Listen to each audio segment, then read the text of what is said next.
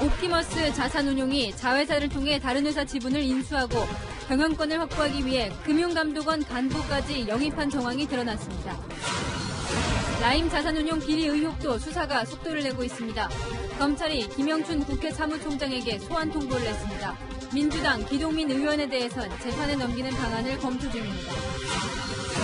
상온 노출 사고로 중단됐던 청소년 독감 백신 무료 접종이 오늘부터 재개됐습니다. 하지만 공급 물량이 줄어들어 백신 부족 사태가 우려됩니다.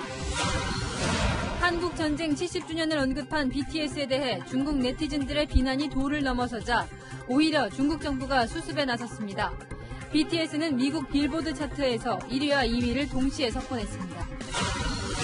좁은 도로에서 집칸 문을 열고 작업하던 택배 차량을 다른 화물차가 들이받았습니다. 이 충격으로 택배차가 인도 쪽으로 튕겨나가는 바람에 행인이 숨졌습니다. 북한 열병식에 등장한 신형 무기와 개량 군복에 사용된 부품들이 중국 등 해외에서 들어온 것으로 분석됐습니다. 대북 체제에 구멍이 뚫린 것으로 보입니다.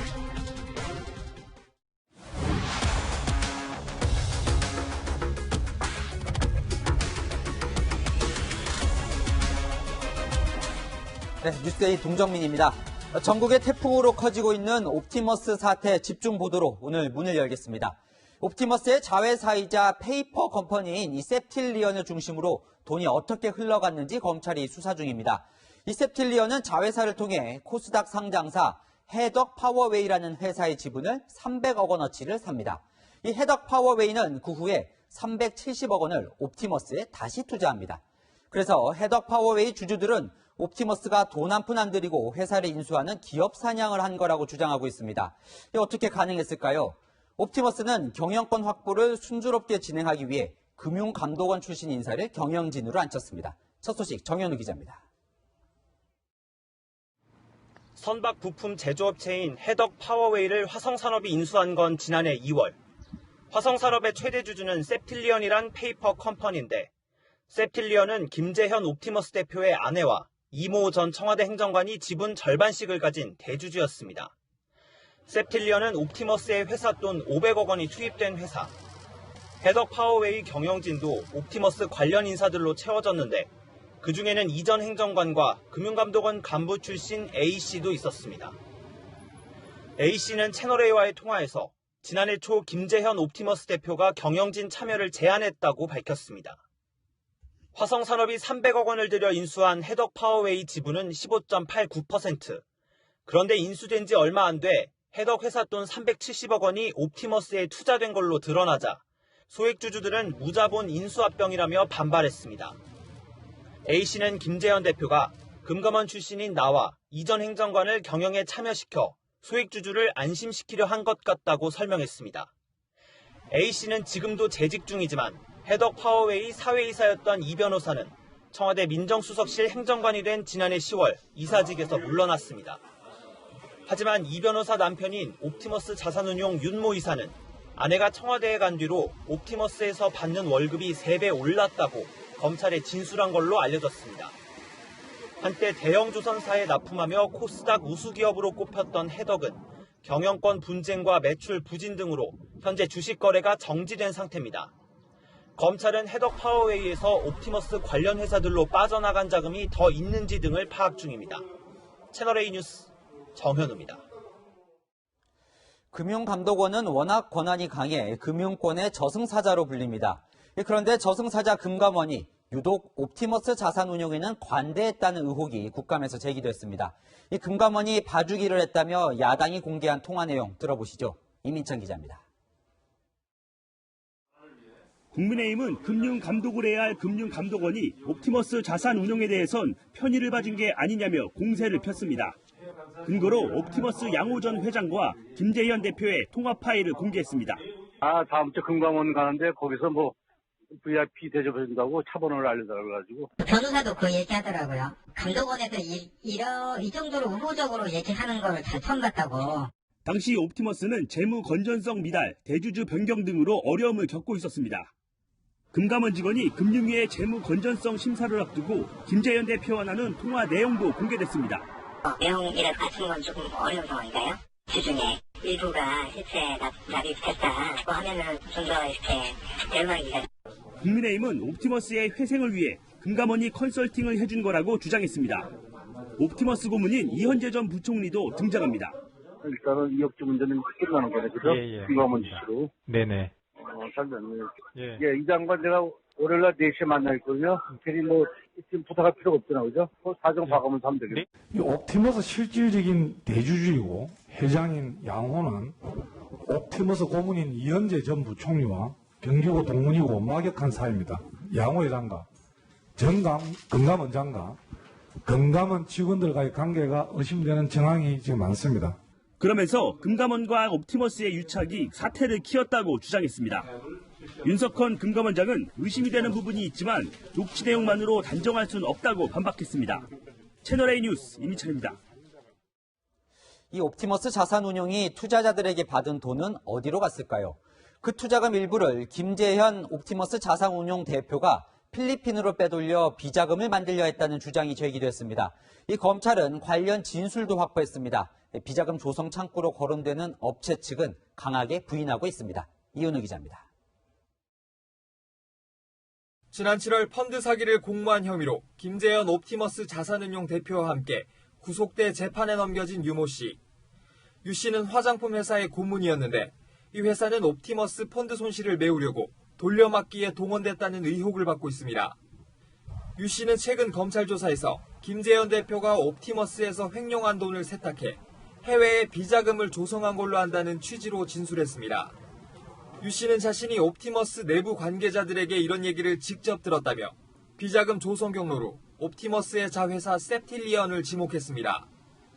유 씨는 셉틸리언이 유아용품 회사의 필리핀 사업 투자금 명목으로 보낸 돈이 김 대표의 비자금으로 세탁됐다고 들었다고 진술한 걸로 알려졌습니다.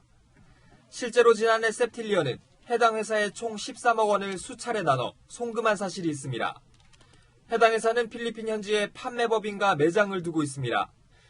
하지만 이 회사 관계자는 13억 원은 필리핀 사업 투자 조건으로 받은 돈이 아니라며 자금 세탁이나 해외로의 송금은 없었다고 해명했습니다.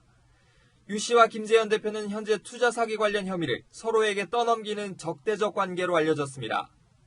검찰은 유 씨가 김 대표에게 불리한 진술을 했을 가능성 등을 염두에 두고 관련 기업 등을 상대로 자금 거래 내역 등을 확인 중입니다. 채널A 뉴스 이윤우입니다. 이 옵티머스 사건과 판박이인 라임 사태는 정치권 인사의 실명이 구체적으로 등장하고 있습니다. 이 라임 자산운용 펀드의 돈줄로 알려진 김봉현 전 회장 측으로부터 이 금품을 수수한 혐의로 여권 관계자들을 검찰이 수사 중인데요. 현역 기동민 의원은 이미 조사를 받았고 김영춘 국회 사무총장과 여당 비례대표의 한 의원도 소환이 임박했습니다. 당사자들은 혐의를 부인하고 있습니다. 공태영 기자입니다. 검찰은 김봉현 전 스타모빌리티 회장 측에서 금품을 수수한 의혹을 받는 전현직 여권 인사 4명을 주목하고 있습니다. 라임 검사 정보 외에 또 어떤 로비 하셨습니까? 지난달에는 기동민 더불어민주당 의원이 검찰 조사를 받았습니다. 2016년 4월쯤 김 전 회장으로부터 불법 정치자금 3천여만 원과 양복을 받았다는 의혹 때문입니다. 기 의원은 2015년에는 김 전 회장이 제공한 필리핀의 한 골프 리조트에 3박 4일간 여행을 다녀왔다는 의혹도 받고 있습니다. 기 의원은 검찰 조사를 앞둔 지난 8월에는 돈을 받은 사실이 없고 김 전 회장과 단 한 번의 연락도 만남도 없었다며 라임 사태와 아무 관계가 없다고 반박한 바 있습니다. 기 의원과 필리핀에 다녀온 것으로 알려진 더불어민주당 비례대표 이모 의원과 김영춘 국회 사무총장에게도 검찰이 최근 소환을 통보한 것으로 알려졌습니다. 이 의원 측은 검찰 조사와 관련해 입장이 없다고 했습니다. 김 사무총장은 SNS에서 소환 통보를 받은 것을 언급한 뒤 저는 라임 사건과 아무런 관련이 없다고 밝혔습니다. 검찰은 앞서 소환 조사를 받은 기 의원에 대해서는 정치자금법 위반 혐의 등으로 재판에 넘기는 방안을 검토하고 있습니다. 채널A 뉴스 공태현입니다. 검찰이 확보했다는 내부 문건이 하나 있습니다. 이 문건 내용이 진짜냐 가짜냐를 두고 전국이 요동치고 있습니다. 더쇼팀 최주영 기자와 함께 따져보겠습니다. 자, 최 기자, 이 옵티머스 내부 문건 누가 작성한 겁니까? 옵티머스 펀드 사기 사건이 정관계 로비 의혹으로 번지게 했던 이 문건, 바로 김재현 옵티머스 대표가 지난 5월 10일 작성한 걸로 알려진 펀드 하자 치유 관련이라는 제목의 문건입니다. 옵티머스 이사인 윤모 변호사를 거쳐서 검찰에 제출된 걸로 전해지고 있는데, 윤 변호사는 이 옵티머스 지분을 보유했었던 이모 전 행정관의 남편입니다. 그런데 이 문건에 뭐가 적혀 있길래 이 정관계가 이렇게 주목을 하는 건가요? 이 문서는 검찰 수사 착수 한 달 전인 지난 5월, 그러니까 이 옵티머스 내부에서 대책을 논의한 결과로 보입니다. 그런데 이 제목에서 보는 것처럼 펀드 하자 치유 관련, 그러니까 약간 펀드에 문제가 있어서 조치를 취하는 것 같은 뉘앙스가 풍기고 있는데, 문건에는 이 정부 및 여당 관계자들이 프로젝트 수익자로 일부 참여라고 이렇게 적혀 있습니다. 이름이나 직책이 없는 청와대 관계자의 인원 수와 또 일부 정관계 인사 실명도 담겨 있는 걸로 알려지고 있습니다. 이렇게 이제 실명까지 적혀 있다면 간단한 문제가 아닐 텐데요. 그런데 어제 이제 추미애 법무부 장관이 이 문건에 대해서 언급을 하면서 더 논란이 커졌어요. 맞습니다. 일단 추미애 장관의 발언부터 먼저 들어보시겠습니다. 금감원에 보이기 위한 가짜 문서였다라는 그런 내용의 보고를 받았다라는 것을 수사 이후에 제가 사후적으로, 언론 보도 이후에 사후적으로 보고받았다를 말씀드리는 것이죠. 그러니까. 이 법무부 장관이 특정 사건에 대해서 보고를 받고 또 검찰총장을 통해서 수사 지휘를 할 수는 있습니다. 문제는 지금도 한창 수사 중이라는 점입니다.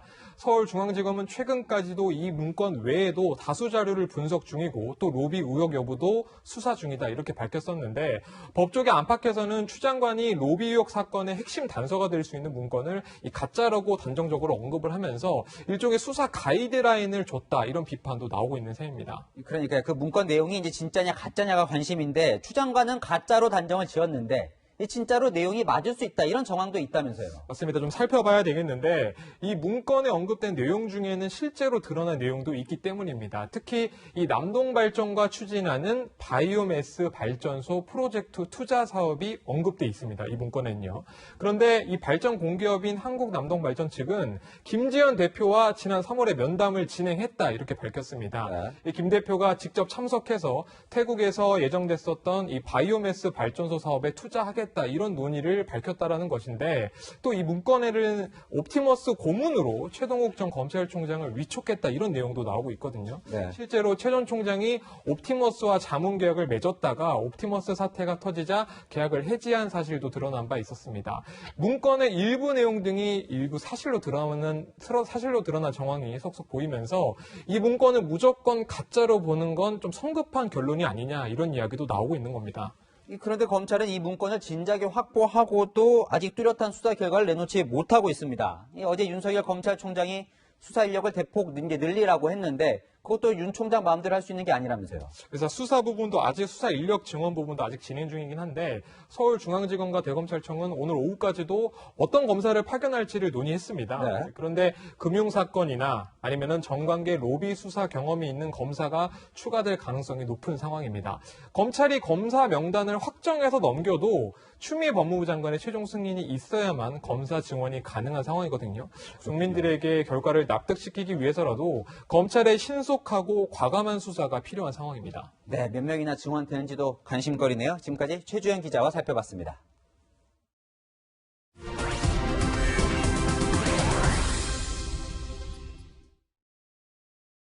(70년) 한미 동맹에 이런 장면이 연출되고 있습니다. 사랑은 움직이는 거야. 어떻게 사랑이 변하니? 70년 사랑도 변할 수 있다고 하는 사람, 이수혁 주미대사고, 우리 관계는 변할 수 없다고 반박하는 상대는 미국 국무부입니다.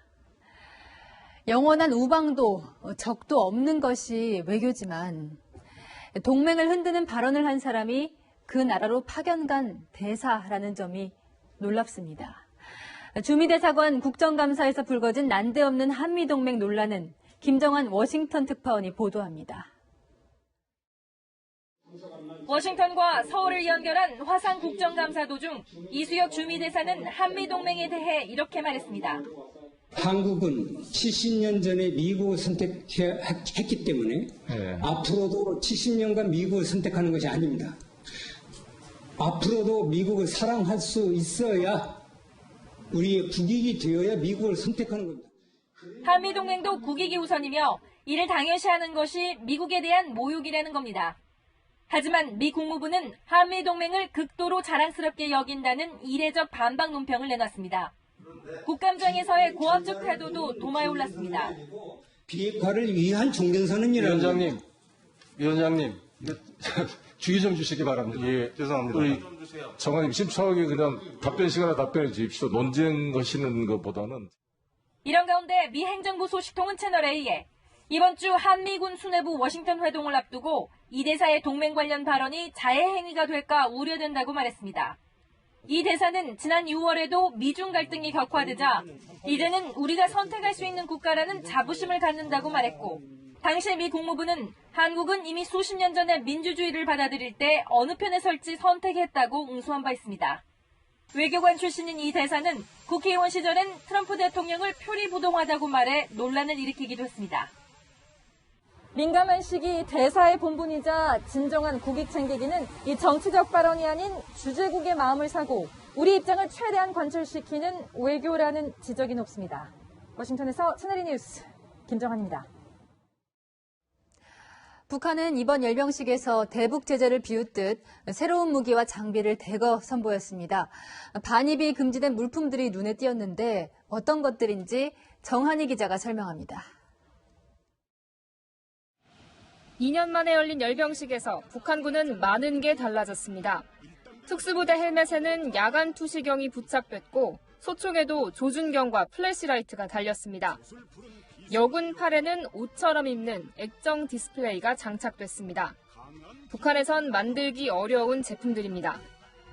괴물 미사일 화성 16형을 비롯해 다양한 미사일을 실은 이동식 발사 차량도 새로 선보였습니다. 과거에는 중국 목재 운반용 차량을 개조했었지만 지금은 상당수 자체 생산하는 것으로 보입니다. 주요 부품과 소재는 수입했을 가능성이 큽니다. 고무원료 같은 것들은 작은 배나 이런 중국 국경을 통해서 소형 차량을 통해서 들어간다고 하면 알 수가 없는 거죠. 대북 제재에 여전히 좀 허점이 좀 보여진다. 유엔은 2016년 북한의 핵실험 이후 촘촘한 제재로 금속 기계류와 전자장치 등 무기로 전용될 수 있는 모든 품목의 대북 수출을 금지하고 있습니다. 하지만 북한은 제재를 보란듯이 비웃고 있는 겁니다. North Korea trying to capitalize on these pre-sanctions, these pre-existing military cooperation, military relationship. 전문가들은 북한이 제재 허점을 노려 주요 부품과 제품을 민간용으로 들여와 군사용으로 탈바꿈시키고 있다고 지적합니다. 북한의 열병식 이후 유엔과 EU는 안보리 결의 준수를 촉구하며 다시 그물망 조이기에 나섰습니다. 채널A 뉴스 정한입니다. 북한이 떠들썩하게 열병식을 하는 사이 서해 공무원 피격 사건은 점점 잊혀지고 있습니다. 해경은 월북이라는 잠정 결론을 발표했지만 실종 직전까지 꽃게 구매 대행을 하며 경제활동을 했다고 전해드렸죠. 앞서 보도로 전해드린 것보다 숨진 공무원이 많은 양의 꽃게를 적극적으로 구매하려고 했고 이런 사실을 해경도 파악한 것으로 확인됐습니다. 사망 전 남긴 중요한 행적일 수도 있는데 해경은 왜 이런 정황을 수사 결과 발표에 넣지 않았을까요? 구자준 기자입니다. 공무원 이모 씨는 꽃게 구매 대행을 위해 선장 3명에게 연락한 것으로 알려졌습니다. 지난달 19일 이 씨는 개인 휴대전화로 A 선장에게 전화해 꽃게 400kg을 살 수 있는지 문의했습니다. 추석에 쓰려 한다고 목적도 설명했습니다. A 선장이 양이 많다고 거절하자 이 씨는 다른 선장 연락처를 물었고 A 선장은 B 선장 연락처를 알려줬습니다. B 선장도 거절하자 이 씨는 또 다른 선장에게 연락했습니다. 앞서 채널A가 입수한 구매 희망자 명단에는 주문량이 70kg이었는데 실제로는 5배가 넘는 400kg을 사려고 한 겁니다. 기존에 알려진 것보다 경제활동에 더 적극적으로 나선 셈입니다. 해경은 이 씨 통화 내역에서 선장들을 특정하고도 전화조사만 한 것으로 전해졌습니다. A 선장은 해경에서 전화가 6번 왔는데 매번 다른 사람이 전화해 무엇 때문에 이 씨와 통화했느냐는 질문을 반복했다고 말했습니다. 취재진이 해경에 해명을 요구했지만 수사 중이라 말할 수 없다는 답변이 돌아왔습니다. 국정감사에서는 해경 수사를 비판하는 목소리도 나왔습니다. 이런 엉터리 수사 결과를 발표하는 걸 보면서 나는 그 해경 측의 수준이 굉장히 의심스럽다. 야당 농해수위 위원들은 해경이 자진월북으로 결론 내고 짜맞추기 수사를 한다고 주장하며 내일 연평도를 찾아 수사 상황을 직접 듣겠다고 밝혔습니다.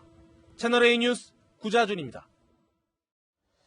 인도에 주차된 트럭의 문이 이렇게 차도까지 나와 있는 경우 종종 보셨죠? 위험해 보였는데 결국 참사로 이어졌습니다. 이 트럭의 문칸에 도로를 달리던 다른 트럭이 부딪히면서 70대 여성이 숨졌습니다. 배영진 기자입니다. 어제 저녁 부산 주택가의 편도 1차선 도로. 보행로를 반쯤 걸친 채 주차된 택배차에서 택배 기사가 물건을 내리고 있습니다. 이때 차선을 지키며 주행하던 흰색 트럭이 택배차 옆을 지나는 순간 큰 충격과 함께 택배차가 보행로 쪽으로 튕겨 날아가 인도를 걷던 여성 2명을 덮칩니다.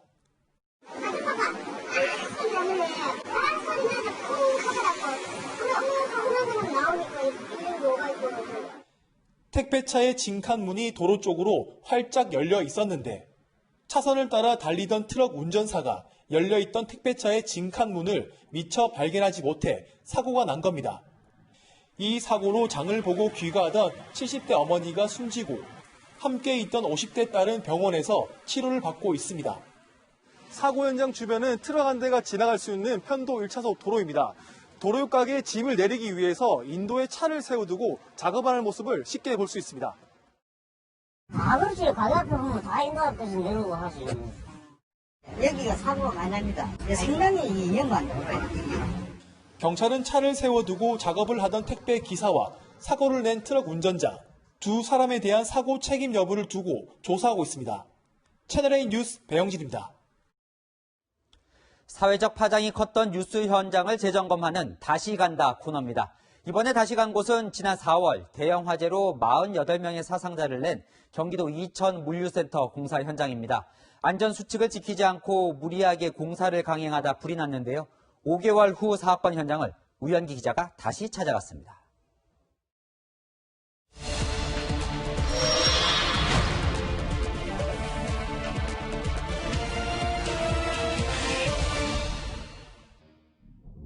대형 참사가 발생했습니다. 오늘 오후 경기도 이천의 물류창고 공사장에서 불이 나 지금까지 근로자 11명이 숨졌습니다. 시계 바늘은 멈춰섰고 책상 위 달력은 여전히 4월입니다. 이천 물류창고 화재로 남편을 잃은 박시영 씨. 결혼한 지 1년도 안 돼 겪은 사고 충격은 5개월이 지난 지금도 사라지지 않습니다. 언니네 집에 한 열흘, 오빠네 집에 며칠 똘똘이 생활을 하고 있는 거예요. 지금까지. 아니 오면은 좋은데 시간이 2시간, 3시간이 지나면 그냥 제가 계속 울고만 있는 거예요. 경찰은 당시 우레탄 폼의 발포제를 첨가하는 작업과 용접 작업이 동시에 진행돼 불이 난 것으로 봤습니다. 화재 위험 때문에 동시에 하면 안 되는데 공사 기간을 줄이려고 강행한 겁니다. 또 비상경보장치 등 임시 소방시설이 없었고 화재 관리자도 없었습니다. 5개월이 지난 지금 현장은 어떻게 달라졌을까? 공사가 절반 정도 진행된 경기 이천의 또 다른 물류창고 공사 현장인데요. 소방 전문가와 함께 제가 직접 점검해 보겠습니다. 대형 물펌프가 곳곳에 있고 화재 경보기와 피난 유도선도 설치됐습니다. 화재 관리자도 상주하고 있습니다. 용접 작업을 뒤로 미뤄둔 상태라 동시 작업 여부는 확인할 수 없었습니다. 용접이라든지 그런 부분이 아직까지 없기 때문에 앞으로 향후 또 용접을 한다 그러면 반드시 환기 시설을 설치한다든지. 직접 점검해 본 곳은 안전수칙을 지키고 있었지만 여전히 미흡한 곳이 많습니다. 고용노동부는 전국 대형 물류 냉동창고 243곳을 점검해 용접 작업장의 화재 관리자나 소화기를 두지 않은 이유 등으로 46곳을 수사기관에 고발했습니다.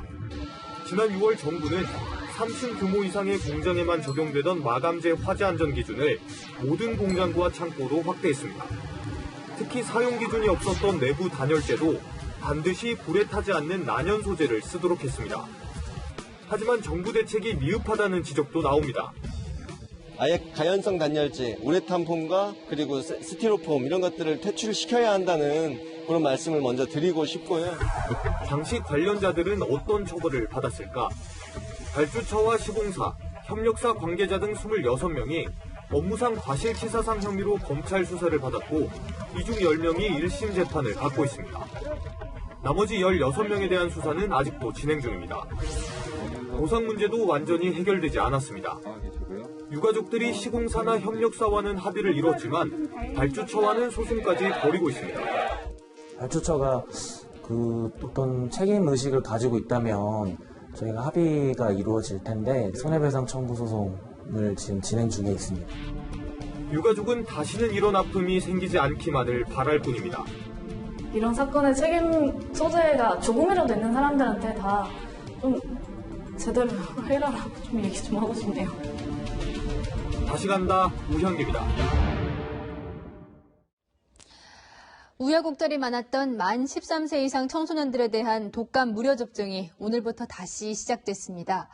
불안한 사람들이 몰려들면서 벌써부터 재고가 떨어졌다는 병원도 있습니다. 김단비 기자가 취재했습니다.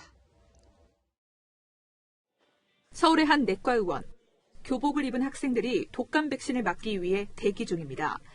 만 13세에서 만 18세 이하 청소년 독감 백신 접종이 오늘부터 재개되면서 각 병원과 보건소마다 학생들로 붐볐습니다. 인터넷으로 찾아본 다음에 전화로 있는지 보고 왔습니다. 오늘 첫날이라서 혹시 사람들이 몰려서 독감 주사 없으면 또 다음에 와야 되니까. 코로나19와 독감이 동시에 유행하자 백신을 맞으려는 사람들이 크게 늘면서 병원마다 물량이 빠르게 소진되고 있습니다. 나중에 가서는 약이 모자르지 않을까 걱정이 됩니다. 꼭 맞을 분들이 못 맞을 것 같아서 굉장히 우려스럽습니다. 실제로 온라인 커뮤니티에는 백신 재고가 바닥나 접종하지 못했다는 글들이 올라왔고 2회 접종을 해야 하는 영유아용 백신도 일부 병원에서는 재고가 떨어졌다는 하소연도 이어졌습니다. 상온 노출 사고와 백색 입자 발견으로 보건당국은 100만 명이 맞을 분량의 독감 백신을 수거했습니다. 식약처는 오늘 국감에서 예비분 40만 명분을 추가로 공급하겠다고 밝혔지만 부족분에 대해서는 추가 확보 계획을 내놓지 못했습니다. 당장 오는 26일부터 시작되는 만 62세 이상 69세 이하 무료 접종부터는 재고가 부족해질 수 있다는 우려가 나옵니다. 채널A 뉴스 김단비입니다. 사회적 거리두기가 1단계로 내려간 지 이틀째인 오늘 코로나19 확진자는 100명을 넘었습니다. 이미 일상적으로 마스크를 착용하고 계시겠지만 오늘부터는 전국에서 마스크를 착용하는 게 의무화됐습니다. 특히 써도 되는 마스크와 쓰면 안 되는 마스크가 정해졌는데 어떤 차이가 있는지 이지훈 기자가 실험을 통해 보여드립니다. 얇은 망사로 만들어진 마스크입니다. 속이 훤히 비칠 정도로 얇은 소재로 만들어져 숨쉬기는 편하지만 침방울 차단 효과는 떨어진다는 지적을 받아왔습니다. 조국 전 법무부 장관과 김미애 국민의힘 의원이 공식 석상에 끼고 나타났다가 논란이 되기도 했습니다. 망사 마스크가 정말 효과가 없는지 실험으로 확인해봤습니다. 작은 침방울 크기인 0.6 마이크로미터의 입자를 투과시켜봤더니 일반 비말 차단 마스크는 80% 이상 막아낸 반면 망사 마스크는 10%도 차단하지 못합니다. 여러 제품으로 반복 실험을 해봐도 평균적으로 KF80과 비슷한 수준인 비말 차단 마스크와 비교해 망사 마스크의 성능은 턱없이 부족합니다. 성능 차이가 나는 이유는 필터에 있습니다. 비말 차단 마스크에는 정전기를 일으켜 입자를 걸러내는 멜트블로운 필터가 붙어 있지만 망사 마스크에는 이 필터가 없어 입자를 차단하지 못하는 겁니다. 오늘부터는 전국의 대중교통과 병원 등에서 마스크 착용이 의무화되었습니다.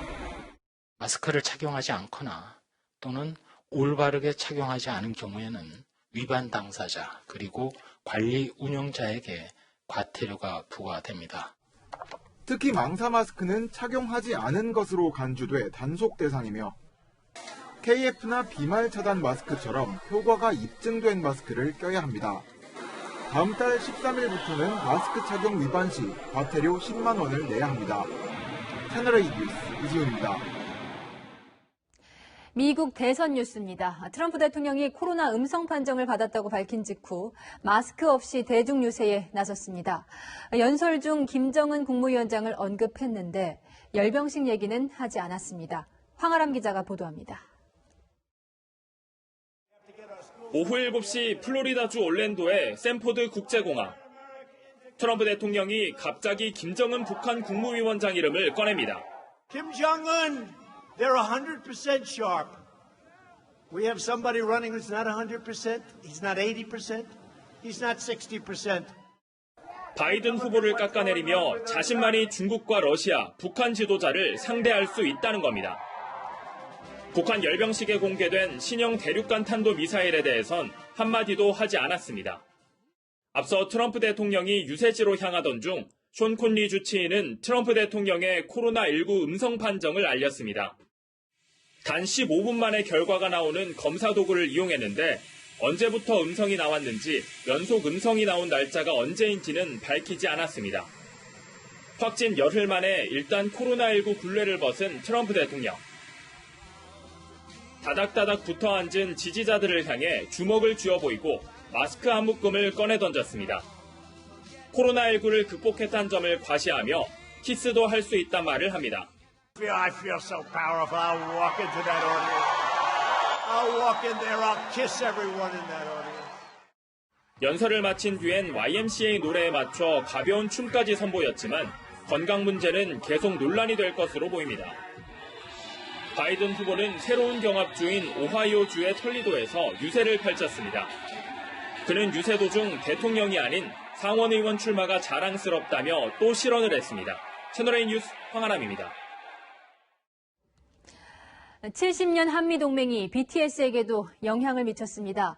중국 네티즌들이 BTS의 한국 전쟁 관련 발언을 생트집 잡고 깎아내렸습니다. 중국 정부가 수습에 나서자 그제야 BTS를 비난하던 관영 매체가 기사를 삭제했습니다. 성혜란 특파원입니다.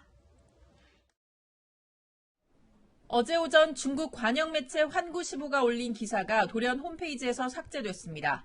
환구시보는 국가의 존엄을 건드리는 일은 용납할 수 없다는 네티즌 글들을 인용해 BTS가 비판에 직면했다고 적었습니다. 발단은 지난 7일 BTS가 밝힌 벤 플리트상 수상 소감이었습니다. As this year marks the 70th anniversary of the Korean War, we will always remember the history of pain that our two nations shared together. And the sacrifices of countless men and women. 양국과 고난의 역사가 한국과 미국의 참전을 의미하는 만큼 북한을 도운 중국을 무시했다는 겁니다. Two nations, 那中国呢？这些人呢？ SNS에선 국가보다 앞선 아이돌은 없다. BTS 팬들은 역사를 공부하지 않는다는 구호가 번졌습니다. 중국에 있는 우리 기업도 타격을 받았습니다. 삼성은 BTS 팬들을 겨냥해 스마트폰 한정판 에디션을 내놨지만 지금은 판매를 중단한 상태입니다. 현대차와 휠라도 BTS가 등장한 광고를 SNS에서 삭제했습니다. 결국 중국 정부가 극단적인 행태를 수습했고 以史为鉴,面向未来,珍爱和平,促进友好,应该是我们共同的追求,值得我们共同努力. 음반 차트에서 끌어내리자는 운동까지 벌어졌지만 BTS는 미국 빌보드를 또 점령했습니다. 한국어 가사로 참여한 곡 세비지 러브는 메인 싱글 차트 핫백 1위를 차지했고 다이너마이트는 나란히 2위를 석권했습니다. 외신들은 악의 없는 BTS의 발언이었다며 위험한 민족주의라고 비판했고 중국 내 대형 글로벌 기업들 앞에 깔린 정치적 지뢰를 보여준 사례라고 전했습니다. 베이징에서 채널A 뉴스 성혜란입니다. 2002년부터 미국에 머물고 있는 가수 유승준 씨. 지난 3월 대법원 판결에서 승소하면서 들어오나 했지만 외교부가 다시 거부하면서 아직 못 들어오고 있죠. 병무청장은 오늘 유승준 씨가 아닌 스티브 유로 부르겠다며 미국인인 그는 한국 입국이 금지돼야 한다고 못 박았습니다. 전혜정 기자입니다. 모종화 병무청장은 가수 유승준 씨를 유승준이라고 부르지 않겠다고 말했습니다. 저는 우선 유승준이라는 용어를 쓰고 싶지 않습니다. 스티브 유라고 생각하고 있습니다. 왜 그러냐면은 스티브 유는 한국 사람이 아니고 미국 사람입니다. 유 씨가 지난 2002년 한국 국적을 포기하고 미국 시민권을 취득해 병역을 회피한 사실을 지적한 겁니다. 18년 동안 유지되고 있는 유 씨의 입국 금지가 계속돼야 한다는 입장도 밝혔습니다. 우리 장병들이 얼마나 상실감이 있겠습니까? 그리고 국민들에 대한 부정적인 시각이 아주 높다고 생각합니다. 제가 병무청장 입장에서는 입국이 금지되야 된다고 생각합니다. 과도한 조치라는 일각의 지적에 대해서도 반박했습니다. 신성한 병력을 수행하는 어떤 그 면이 더 크기 때문에 저는 입국이 계속 금지된다고 생각합니다. 한편 병무청은 BTS와 같은 대중문화 분야 우수자들의 입영 연기 가능 연령의 상한선을 최대 만 30세까지 높이는 개정안을 준비 중입니다. 병역법 개정안이 통과되면 BTS 멤버들에 대한 병역 특례는 인정되지 않지만 입영 연기는 가능해집니다. 채널A 뉴스 전혜정입니다.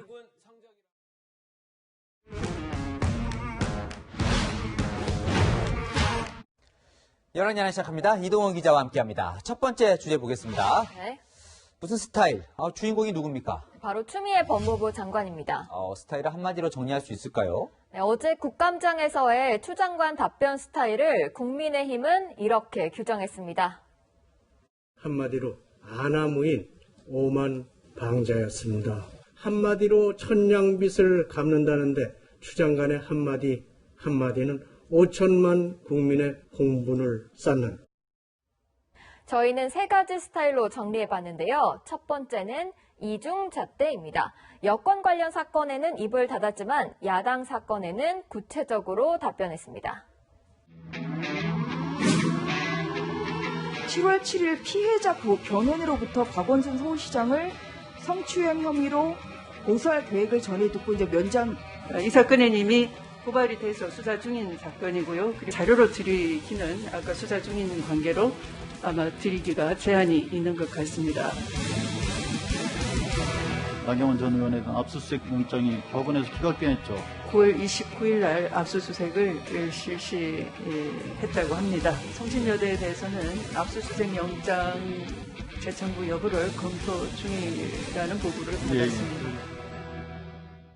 나경원 전 의원에 대해 압수수색이 실시가 됐었나요? 언론에서 본 적은 없는 것 같은데요. 네, 추 장관이 압수수색 사실을 공개하고 앞으로 수사 계획까지 밝힌 건데요. 야당 의원들은 추 장관이 스스로 피의 사실을 공표했다고 반발했습니다. 다음은 자신에게 불리할 때 기억 탓을 하는 답변입니다. 보좌관과 연락한 적이 없다. 분명히 대정부님부터 말씀을 하셨는데 휴대폰이 포렌식이 돼서 나와서 아는 것일 뿐이고 그걸 기억하지 못합니다. 아드님과 통화한 사실이 있으십니까? 아들과 통화한 기억은 없어요. 아마 없을 겁니다. 제가 그날. 당당하게 부인했던 대정부 질문 때와는 톤이 확실히 좀 달라진 것 같아요. 네. 제일 화제가 됐던 장면은 그런데 따로 있었죠. 네, 야당 의원들과 설전인데요. 5선 의원 출신이지만 추 장관은 지금은 엄연히 국무위원입니다. 국회의원에게 비아냥거리고 대드는 건 결국 국민에게 비아냥거리고 대드는 것과 다를 게 없습니다. 참 대단합니다. 네, 지금 대단합니다. 장편 소설을 쓰려고 했구나. 또 소설. 9월 한 달 동안에 국회에 와서 장관님이 했던 거짓말 횟수가 27번입니다. 27번이나 윽박 질렀죠. 네, 다음 주제 보겠습니다. 네. 자, 소녀상 지키기. 이 독일 베를린에 설치된 소녀상이 일본 정부의 압박으로 당장 철거될 위기에 처하자 네. 우리나라 국회의원들이 나섰다면서요. 네, 국회의원 113명이 항의 서한을 작성했는데요. 오늘 주한 독일 대사관을 찾은 윤미향 민주당 의원이 주도했습니다. 세계 수많은 분들이 지금 독일 사회를 지켜보고 있다라는 그런 마음과 함께 113분의 국회의원들의 요구를 잘 전달을 했습니다. 네, 의원들이 나설 만한 일이긴 하죠. 네. 그런데 윤미향 의원은 이 위안부 피해자 할머니의 후원금을 유용한 혐의로 지금 기소되어 있잖아요. 네. 좀 아이러니합니다. 네, 윤 의원은 이달 말에 첫 재판이 예정돼 있었는데요. 준비를 다 못했다면서 재판을 한 달 미뤄달라고 해서 11월 말에 재판이 시작됩니다. 또 하나요. 이 정의연 후원자들이 후원금을 반환해달라는 이 소송을 내기도 했잖아요. 그건 어떻게 됐습니까? 네, 반환 소송 재판은 진행 중인데요. 유니언 측은 유용한 사실이 없기 때문에 후원금을 돌려줄 수도 없다는 입장입니다. 하지만 국감과 독일 소녀상 철거 위기를 계기로 국회의원으로서 공개 활동은 본격화한 걸로 보이는데요. 그래서 오늘의 열왕야랑은 슬그머니로 정했습니다. 네, 재판 결과가 나오면 또 어떻게 할지도 좀 보죠. 지금까지 열왕야랑이었습니다. 전세가 하나도 없다는 말이 현실입니다. 매물은 정말로 찾아보기 힘들고 전세값은 신고가를 경신하고 있습니다. 황규락 기자가 현장에 다녀왔습니다. 지난 2018년 입주를 시작한 545세대 규모의 서울 흑석동 아파트. 매매와 월세 매물만 있을 뿐 전세는 단 한 건도 없습니다. 흑석동에 안세대 가까이 내려놨는데 거의 물건이 하나 정도 있을까? 줄 서 있어요. 찾는 사람. 서울 강남의 이 아파트는 전용 면적 85제곱미터가 지난달 말 역대 최고가인 15억 5천만 원의 전세 계약이 체결됐습니다. 서울 외곽 지역의 오래된 아파트 단지에서도 전세값이 신고가를 경신하는 사례가 적지 않습니다. 매매 호가는 올라가는데 실제로 거래되는 거는 살짝 보합 상태고 전세 시세는 올라가는 상태예요. 서울 아파트 전세값은 67주 연속 상승세를 이어가는 상황. 전세값이 치솟으면서 지난달 시중은행의 전세대출 잔액이 99조 원을 넘겼습니다. 한 달 전과 비교해 2조 7천억 원 가까이 늘면서 증가폭이 역대 최대치에 육박했습니다. 최근 오른 전세보증금을 내기 위해 신용대출을 받는 것을 감안하면 실제 전세대출 규모는 더 클 것으로 추정됩니다. 전문가들은 임대사업자에 대한 세금 감면을 일시적인 해법으로 제시했습니다. 임대사업 등록을 한 물량을 일반 매각을 할 수 있도록 양도세를 일시적으로 낮춰주는 방법이 있어요. 그럼 매매 수요가 늘어나면서 전세 수요가 줄어들 수 있어요. 연말까지도 전세난이 수그러들지 않을 것이란 전망이 나오면서 정부도 추가 대책을 검토하고 있습니다. 채널A 뉴스 홍규락입니다. 젖병 세정제, 비싸더라도 더 안전하고 깨끗한 것을 사용하고 싶으시죠? 먹어도 더 안전한 과일 세정제와 잘 씻기는 식기세척제 기준이 혼재돼 있어서 소비자들이 헷갈릴 수밖에 없습니다. 혼란이 일자 식약처가 세정제 기준을 바꾸는 방안을 추진 중입니다. 이다혜 기자입니다. 엄마들에게 5가지 세정제를 보여주고 아기용품을 씻을 때 어떤 걸 사용할지 물었습니다. 3명 모두 시중에서 가장 비싸게 팔리는 젖병 세정제를 선택했습니다. 애기 거니까 좀 비싸더라도 선택하게 되는 경향이 있는 것 같아요. 아기 거는 좀 더 잘 씻어질 것 같은 믿음이 있어서. 주방용 세정제는 제외했고 청소용이라든지 큰 주방에서 쓰는 느낌이고 젖병 세정제도 2종이 붙은 건 사용하지 않겠다고 했습니다. 2종이라고 써있길래 이게 안 좋구나. 하지만 선택된 젖병 세정제와 주방용 세정제는 모두 과일이나 채소를 씻을 수 있는 1종 세정제입니다. 식약처에 따르면 세정제는 1종과 2종, 3종으로 나뉘는데 젖병 세정제는 규정상 식기 등을 씻는 2종 세정제가 맞습니다. 젖병 세정제가 가장 안전한 성분을 쓰도록 한 1종이 아니라는 사실을 알려줬습니다. 이거 어디 써있어? 네네네. 진짜네. 너무 충격적, 그러게. 국내에서 판매되는 젖병 세척제는 수입산을 포함해 125종인데요. 이 가운데 90%가 1종 세척제로 등록돼 있습니다. 1종이 더 안심하고 쓸 수 있다는 심리가 있다 보니 업체들이 1종 세정제에 젖병 세정제 이름만 붙여 판매하면서 혼란을 부추기고 있는 겁니다. 젖병 세척제는 1종 또는 특수하게 분류해야 할 필요가 있다고 생각하고 또 적어도 별도의 표기나 홍보 문구 규정을 또 통해서 이 사실을 알고 구입할 수 있게. 주방용 세제와 성분이 비슷해도 젖병 세정제라고 하면 가격이 10배 가까이 차이 나기도 합니다. 이만큼 값을 지불했으니까 훨씬 안전하겠지 이런 게 조금 있고. 하지만 1종 세정제가 아이들에게 더 안전하다고만 볼 수 없다는 게 전문가 의견입니다. 세척력이 약할 수 있다는 거를 고려해야지 돼요. 나보고 선택하라 그러면은 2종을 선택하고 그 대신에 깨끗한 물로 헹구는 것에 신경을 더 쓸 것 같아요. 식약처는 혼란의 소지가 있다는 점을 인정하며 조만간 분류 체계를 바꿀 계획이라고 밝혔습니다. 1종과 2종, 3종의 개념을 없애고 과일, 채소 세척제, 식기 세척제 등으로 풀어쓸 예정입니다. 채널A 뉴스 이다혜입니다.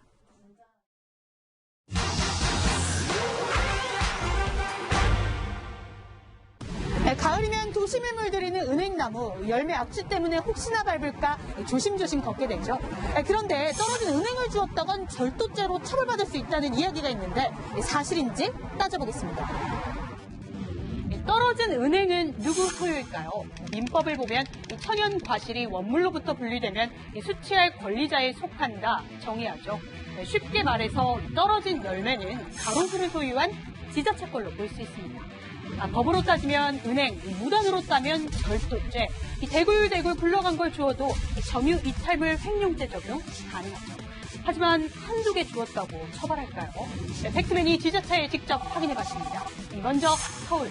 떨어진 걸 줍는 것까진 괜찮지만 나무를 털거나 훼손하는 건 안 되고, 인천은 형사고발보다 계도나 수거를, 충청, 광주는 기간을 정해서 신고 후에 따도록 하고 있고, 부산은 대부분 죽기는 위험해서 자제를 권고합니다.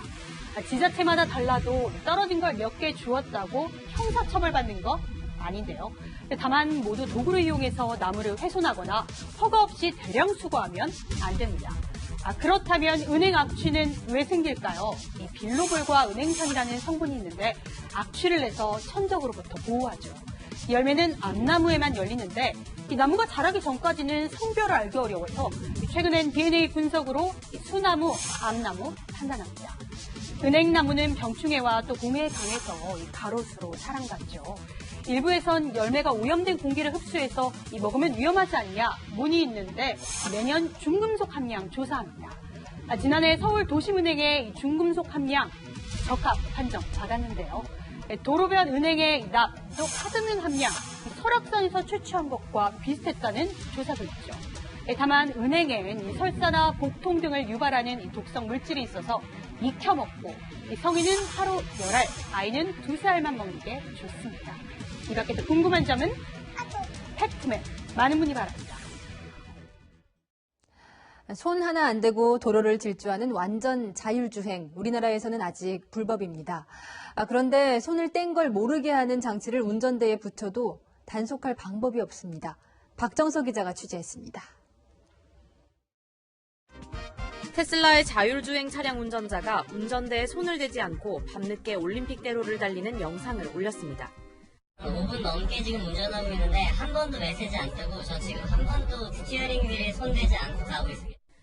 자율주행을 위한 보조장치 오토파일럿은 운전자가 1분 동안 운전대를 잡지 않으면 경고음이 울립니다. 그런데 이른바 헬퍼라고 불리는 변칙 보조장치를 운전대에 붙여 경고 기능을 꺼버린 겁니다. 자율주행차 사고가 잇따르고 있어 미국 아마존에서는 이 장치의 판매가 금지된 상황. 하지만 국내에선 5에서 15만 원의 버젓이 팔리고 있습니다. 운전대에서 손을 떼고 운전하는 건 국내에선 불법인데 정작 이 장치의 사용을 단속할 규정은 없기 때문입니다. 경찰청은 지난 2월 국토교통부에 제도 개선을 건의했지만 이후 협의가 진행되지 않았습니다.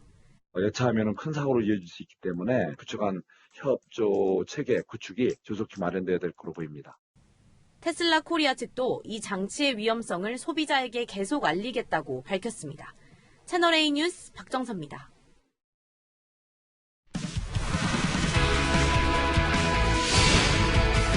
안녕하십니까. 스포츠 뉴스입니다. 사회적 거리두기가 1단계로 조정되면서 오늘부터 야구 팬들이 다시 경기장으로 모였습니다. 막판 순위 경쟁의 변수가 될 수 있을까요? 김유빈 기자, 현장 분위기 전해주시죠. 네, 2달 만에 관중 입장이 재개되면서 모처럼 야구장에 이렇게 활기가 가득합니다. 시점도 기가 막히는데요. 정규 시즌이 불과 2-3주밖에 남지 않은 만큼 막판 순위 경쟁의 새로운 변수로 떠오를 것으로 보입니다. 달라진 야구장 목소리 한번 살펴보시죠. 오랜만에 야구장 오니까 탁 트인 느낌도 들고 야구 볼 수 있어서 너무 행복합니다. 예, 치열했는데 그래도 운 좋게 좋은 자리 구할 수 있어갖고. 관중 맞을 채비로 야구장은 분주했습니다. 가장 신이 난 건 역시 선수들입니다. 자기 전에 항상 이미지 트레이닝 하려고 함성 소리가 너무 그리웠던 것 같아요. 하지만 관중이 들어왔다고 모든 팀이 힘을 받은 건 아닙니다. 관중이 입장했던 지난 7, 8월 2달간 LG는 7할째 승률로 순위를 2계단 끌어올렸지만 두산은 도리어 2계단 내려앉았습니다. 그건 잠깐 일시적이었던 부분인 거라고 생각하고 저희는 가을에 강하기 때문에 2위부터 5위까지 승차는 겨우 2.5경기. 어느 해보다 치열한 상위권 순위 경쟁이 이제 팬들의 응원 속에 치러지고 있습니다. 지금까지 잠실에서 채널A 뉴스 김유빈입니다. 북한산에서도 붉은 단풍이 군데군데 스미기 시작했습니다. 첫 단풍은 산 정상부터 20%가 물들었을 때를 말하는데요. 공식적인 첫 단풍은 아니지만 다음 주면 점점 더 붉게 물들어가는 단풍을 보실 수 있겠습니다. 설악산은 이번 주말이면 절정을 맞겠습니다. 이번 주 내내 아침 저녁으로는 무척 쌀쌀하고 낮에도 바람이 불면서 서늘하겠습니다. 내일 아침 서울은 11도, 파주가 7도 등으로 내륙 대부분 10도 안팎으로 출발하겠고 서해안과 내륙에는 바람이 강하게 불겠습니다. 낮에도 중부 지역은 20도를 밑돌겠습니다. 당분간 비 소식이 없기 때문에 세차 계획 있으시다면 마음 편히 하셔도 좋습니다. 내일 두꺼운 빨래도 보송하게 잘 마르겠고요. 날이 갈수록 건조해지고 있어서 화재 위험이 높습니다. 안전 조치를 미리 취하시기 바랍니다. 이번 주말에도 쾌청하고 일교차 큰 가을 날씨가 이어지겠습니다. 날씨였습니다.